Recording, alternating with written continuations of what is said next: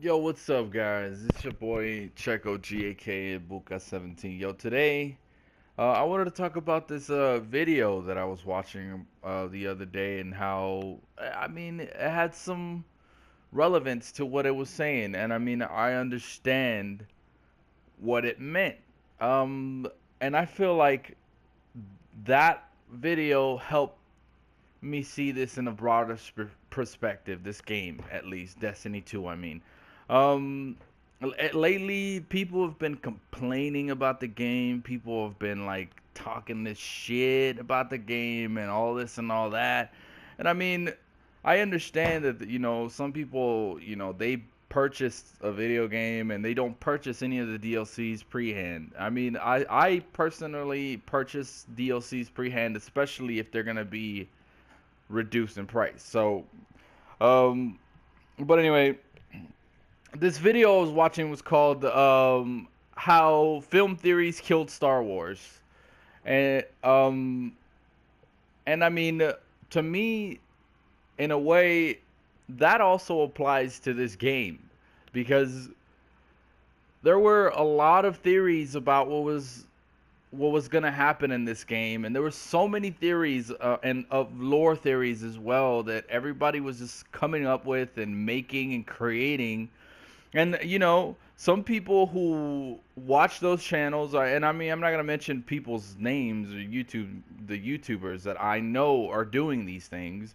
I'm not gonna mention those names because, out of respect or whatever. But you know, I really, I really hate the fact that some people like to create these stories that are not, you know, or they like to build up a story that could happen, but is probably more than likely not going to happen. You know what I mean? Like a lot of times, I think some of these people they jump the gun and they create these theories of the game that sound fucking cool when you put it when you put it out there. Like if some of these guys really talk about these you know Destiny lore theories that possibilities that could happen. But the thing is, you can never predict what the producer of the game is really gonna put in the game. You can't predict what nature of content they're wanting to put in the game in the future. So with all that said, I think also it also has to do in part with the producer thinking, oh well, this guy just had this idea. I don't want to use that now. It's like, oh, this guy just killed the surprise, and I don't want to do that anymore. And in a sense, like, when do these people stop actually coming up with these theories? And to tell you the truth, I don't think it's ever gonna stop. They're gonna keep doing it no matter what. There's always this person who's gonna get overexcited and create the story that's not even gonna ever happen. And even though as cool as it may sound and as cool as it may seem, it's just probably never gonna happen. And to me, it can cause quite the disappointment to some people, but I try to stay away from all of that because I feel like all these theories on Destiny pretty much killed Destiny 2. Like I really do now. I feel that because it's true. So much hype that these people, these other external sources who are creating these hypes for this game that they supposedly like, you know, they're creating so many theories for this game, and it's like, okay, yeah, it's understandable. Like, yeah, it would be so much cooler, and yeah, like apparently you're so much smarter than everybody else and can create these stories that are so much better or whatever. But it's just like, you're not the one that's, you know, working for it. You're not the one putting in the work. So you why would anyone listen to the idea when you're not putting the work in? If anything, those people who are putting these theories out are making millions or tons, or not, maybe not millions, but they're making thousands of money, thousands of dollars, you know, putting these theories out in these videos and all this stuff. And I just think that, you know, all this overthinking and all this over fucking like exaggeration is just too much.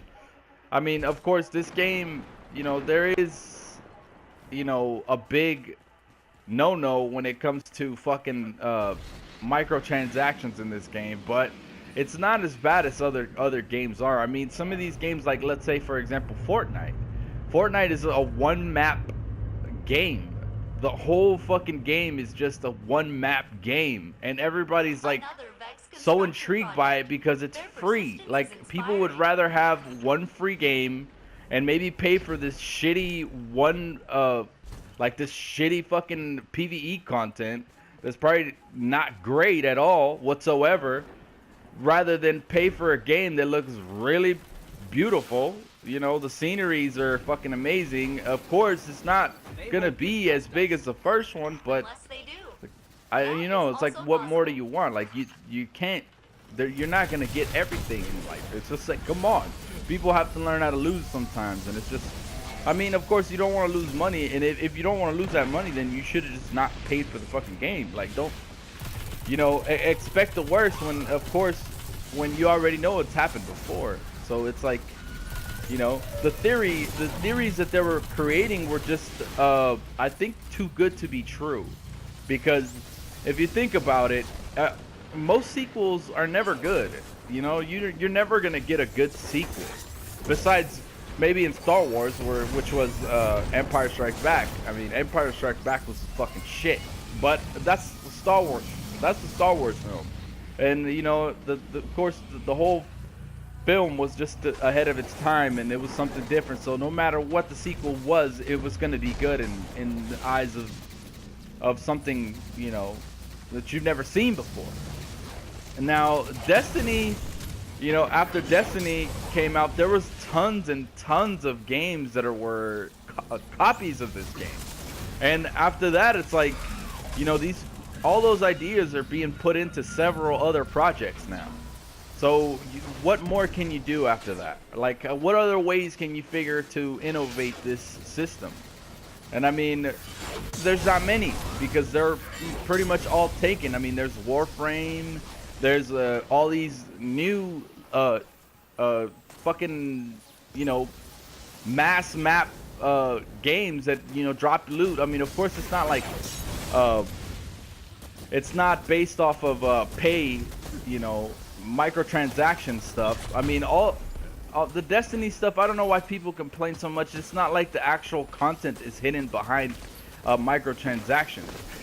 The only content that is hidden behind microtransactions is stuff that comes within seasons, like the fucking the Christmas events and the Valentine's events and all that shit. And it's like, do I really like all that stuff? Most of the time I don't. I don't like that gear, so I really don't give a shit about those microtransaction gears. It's like, the only ones that I really kind of do care for might be the exotic ghosts, exotic sparrows, and maybe you know, some exotic emotes or something like that. But even then, it's not that, those things are not that crucial to my game playing. So I'm not gonna fucking sit there and complain about something that's not affecting my gameplay very much. You know, it's only cosmetic.